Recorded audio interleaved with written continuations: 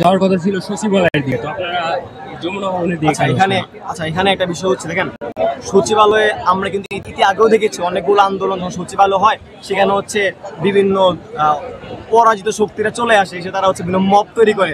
তা আমরা এই ধরনের সংকেত পাইছিলাম যে এমন কিছু হইতে পারে। তো সেই বিষয় চিন্তা করে আমরা আসলে আমাদের অবস্থানটা পরিবর্তন করি এবং আমরা তো যমুনা কিন্তু ক্রস করি নাই, কারণ আমরা জানি যমুনা একটা রেস্ট্রিক্টেড এরিয়া। আমরা কি করলাম যে ইন্টারকন্টিনেন্টাল পাশে আমরা দাঁড়াচ্ছিলাম, কিন্তু খুব হতাশাজনকভাবে আমরা দেখলাম পুলিশ আমাদের উপর অতর্কিত হামলা করলো। ভাই আপনি বলেন, এখানে যারা শিক্ষার্থী আছে বেশিরভাগই হচ্ছে বিশ্ববিদ্যালয়ের তৃতীয় বর্ষের মতো চতুর্থ শিক্ষার্থী। একজন ইঞ্জিনিয়ার যে কিনা পড়াশোনা করছে তার কি আদত কি মানায় সে রাজপথে এসে স্লোগান দিবে যে আমার অধিকার আমাকে ফিরে দাও?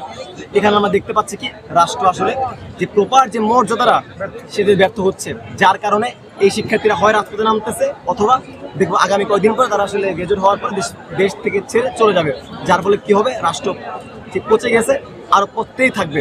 সুতরাং আমরা এটা চাই না। এই জুলাইয়ের গণঅভ্যুত্থানের পরে আমরা দেখলাম যে আমরা নতুন স্বপ্ন দেখতেছি, এটা কিন্তু শুধুমাত্র চেতনার নাম না রে ভাই। আমরা চাই আমাদের দেশটা পরিবর্তন হোক, এবং পরিবর্তনটা কিভাবে হবে এই যে চাকরির ক্ষেত্রগুলা এগুলোর মাধ্যমে যদি আমাদের পরিবর্তনটা আসে।